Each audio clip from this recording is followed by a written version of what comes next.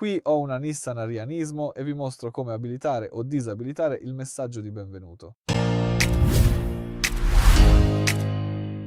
Quindi per cominciare iniziamo dalla schermata principale. Apriamo l'icona delle impostazioni in alto sullo schermo. Se tocchi l'icona delle impostazioni, qui puoi scegliere Modifica utente. Quindi se apri le impostazioni dell'utente puoi utilizzare una delle seguenti funzioni e impostazioni. E una di queste, l'ultima, è messaggio di benvenuto. Qui puoi disabilitare o abilitare il messaggio di benvenuto. Quindi se hai questa funzione attivata, ogni volta che accendi l'auto, il sistema mostrerà un saluto come benvenuto o ciao.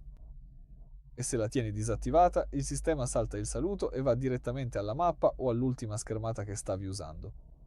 Nel mio caso lascio questa opzione attivata. Questo è tutto per questo video. Grazie per aver guardato. Per favore iscriviti al nostro canale e metti mi piace.